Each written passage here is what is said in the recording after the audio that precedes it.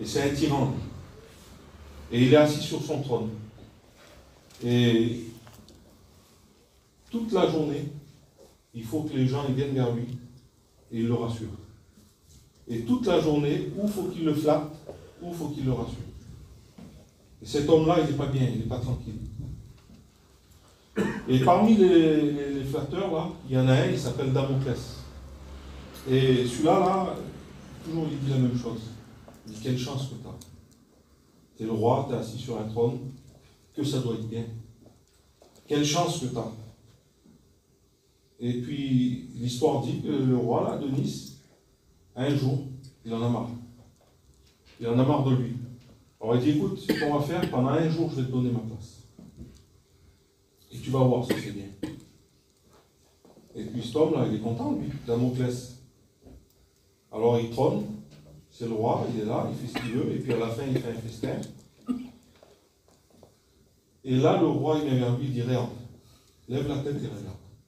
Et au-dessus de lui, il y avait une épée suspendue par un crin de cheval.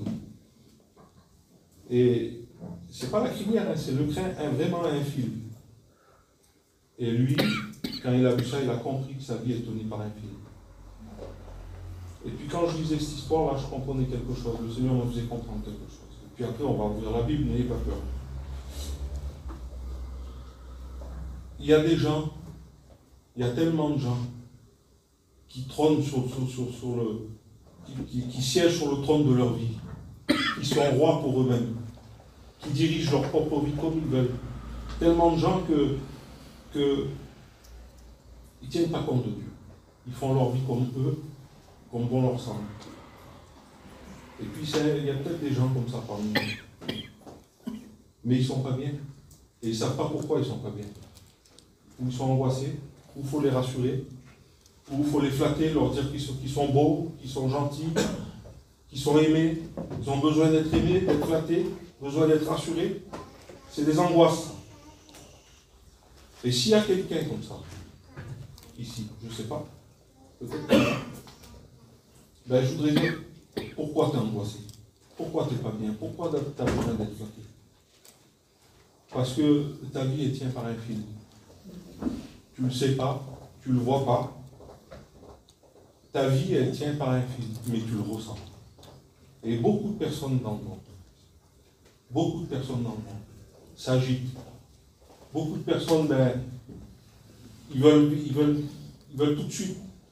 Ils le savent, au fond d'eux-mêmes, ils ressentent que leur vie est courte.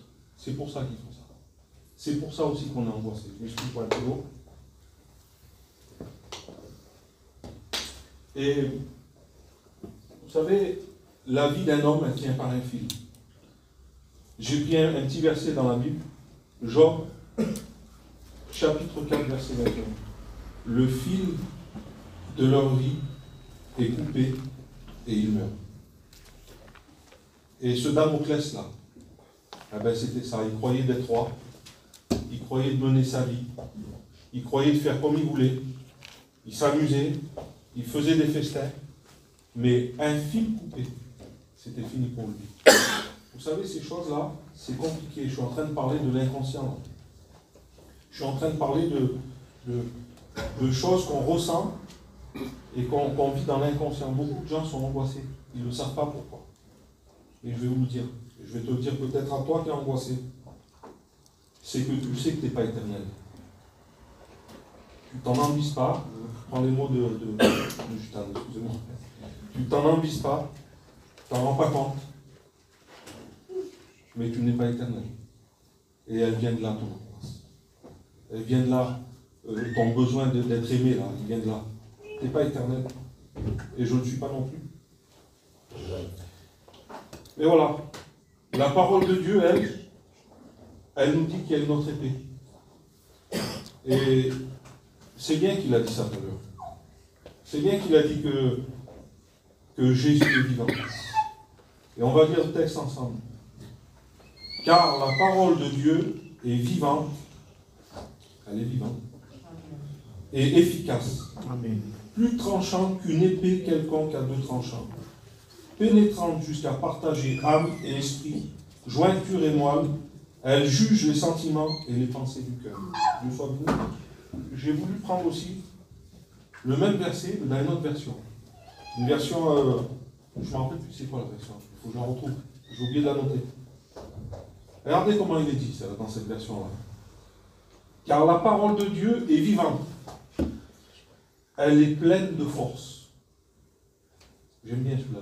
Elle est pleine de force, la parole de Dieu. Elle coupe mieux qu'une épée qui coupe des deux côtés. C'est-à-dire une lame qui coupe des deux côtés. La parole de Dieu entre en nous, en profondeur. Elle va jusqu'au fond du cœur, jusqu'aux articulations et jusqu'à la moelle. Elle juge les intentions et les pensées du cœur. Que Dieu soit béni. Elle est pleine, elle est vivante et elle est pleine de force. Amen. On dirait pareil. On dirait pas. Mais moi, c'est la parole de Dieu qui m'a sorti des ténèbres. Personne ne pouvait me sortir des ténèbres. Personne, même pas ma femme. Elle peut vous dire, hein. J'étais dans les ténèbres les plus profondes. J'étais lié par l'alcool, j'étais lié par les jeux, par ce que vous voulez. La parole de Dieu, pleine de force, m'a sorti des ténèbres. Et elle m'a emmené dans sa vie. Dieu soit béni. Et puis j'ai noté aussi qu'elle va en profondeur. Elle rentre en nous. Oui, la parole de Dieu, elle est cette épée qui va dans la profondeur de ton cœur. Et elle fait quoi dans ton cœur? On l'a vu. Elle juge les intentions et les pensées du cœur. Je voudrais vous dire que la parole de Dieu, elle n'est pas là pour vous tuer. Elle n'est pas là pour enlever le fil de votre vie. La parole de Dieu, elle veut couper, oui. Elle veut couper des choses dans votre vie. Elle veut couper ce qui te tient lié. Elle veut couper les liens qui te tiennent dans ce monde. Par exemple, moi, c'était l'alcool, la cigarette, les jeux, les copains. Ben, la parole de Dieu, elle est venue et elle a coupé toutes ces choses. Amen. La parole de Dieu, elle veut couper ton angoisse. Elle veut couper... elle veut trancher même dans ta personne. Vous avez vu le roi là, il fallait le flatter. Elle veut t'amener à te voir comme tu es toi-même. Je vous laisse l'idée, j'ai rien oublié. Amen, amen. Gloire à Dieu. J'ai pris ces versets, Dieu les a mis sur mon cœur, j'ai pris cette histoire parce que Dieu me l'a fait voir. Peut-être que tu es comme ça. Peut-être que tu sens une épée de Damoclès sur ta vie. Et puis tu ne le sais pas, tu le ressens seulement. Mais on veut t'amener une autre épée. C'est l'épée de la parole. Amen. Dieu soit béni. Et puis, ce tranchant qui veut couper là, et qui veut enlever tout ce qui ne va pas dans ta vie. Ce tranchant qui veut s'en prendre à ce qui te fait du mal, qui veut te faire du bien. Ce tranchant là, eh bien, il s'appelle la grâce. Et ce soir, c'est avec cette épée qu'on vient. L'épée de la grâce. Amen. Mais cette épée-là, l'épée de la parole de Dieu, on l'a vu tout à l'heure, elle a deux côtés tranchants. Et l'autre côté tranchant, lui, c'est le juge. Et là, j'ai pris quelques notes aussi. Je me suis rappelé d'une histoire. C'est l'histoire de deux femmes au temps de Salomon. Et Salomon était assis, comme l'histoire de Damoclès, il était assis sur un trône et il jugeait. Dieu lui avait donné la sagesse pour juger. Et puis, deux femmes viennent et se disputent un bébé. Je ne rentre pas dans les détails de l'histoire, mais vous la connaissez, tous les chrétiens la connaissent. Ils se disputent un bébé. L'une il dit c'est à moi, et l'une il dit c'est à moi, et puis ils se disputent le bébé. Chacun dit sa version. Et lui il est là, il attend. À un moment donné, c'est vraiment un cas difficile, hein, moi de me faire, j'aurais pas pu juger. Mais à un moment donné, la sagesse de Dieu est venue sur lui. Et Salomon demandait quelque chose. Il a dit, amenez-moi une épée. Et c'est l'épée du jugement. Là. Il a jugé. Il a pris l'épée, il a dit, maintenant coupez l'enfant en deux.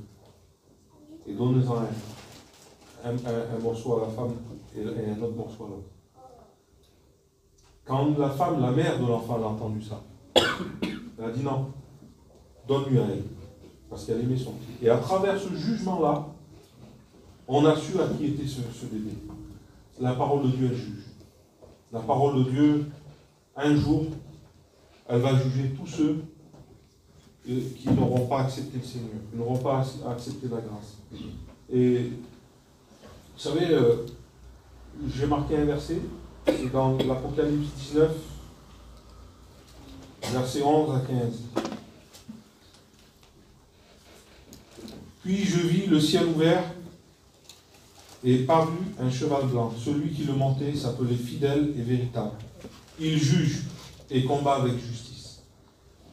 C'est Jésus. C'est lui la parole. Et il juge. Et il combat avec justice. Ses yeux étaient comme une flamme de feu et sur sa tête étaient plusieurs diadèmes. Il avait un nom écrit que personne ne connaît si ce n'est lui-même. Il était revêtu d'un vêtement plein de sang. Son nom est la parole de Dieu. On en revient encore à ça. L'épée, c'est la parole de Dieu. Et plus loin, il est marqué, de sa bouche sortait une épée aiguë pour frapper les nations. J'aimerais te dire que la parole de Dieu, elle est toute simple ce soir. Tu es peut-être assis sur un trône dans ta vie. Là. Tu gères ta vie comme toi tu veux. Peut-être que tu as besoin qu'on te flatte, qu'on te rassure. Tu continues encore comme ça. Mais tu ne sais pas que tu as une épée de Damoclès sur la tête.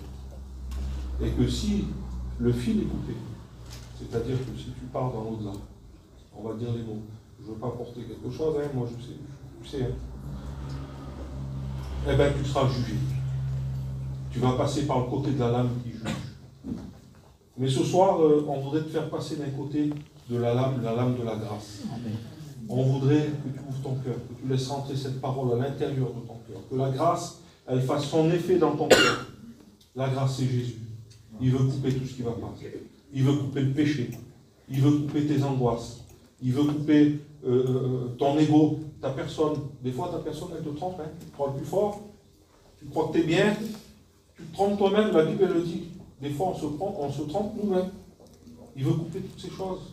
Il veut te faire du bien. La lame du côté de la grâce, elle veut te faire du bien ce soir. Alléluia.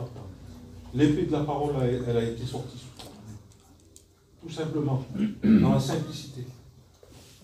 Je te demande de laisser rentrer cette épée dans ton cœur pour qu'elle te fasse du bien. N'attends pas qu'elle soit ton juge. Que Dieu soit béni. Amen. Je vais parler de la femme courbée au début de la prédication. La femme courbée, elle a levé la tête parce que le Seigneur, il a béni. Le Seigneur, il a coupé ce qui la tenait liée. Ce qui la tenait courbée. Il l'a dénoncé. Il a dit c'est le diable qui la tient courbée depuis 18 ans. Et Dieu l'a bénie. Et elle a levé la tête. Moi, je voudrais que tu lèves la tête vers le Seigneur. Amen. Je ne voudrais pas que tu lèves la tête vers cette épée-là. Amen. Qui est sur ta tête. Je voudrais que tu lèves la tête vers Jésus. Amen. Ce soir. Et un petit verset, puis je termine. Tu veux être à l'abri de cette épée-là? Eh bien, prends le casque du salut. Amen. Amen. Hein? Et l'épée de l'esprit dans ta main. Que Dieu soit béni. Je vais laisser la place à Johnny. Je vais prier, puis je laisserai la place à Johnny. Amen.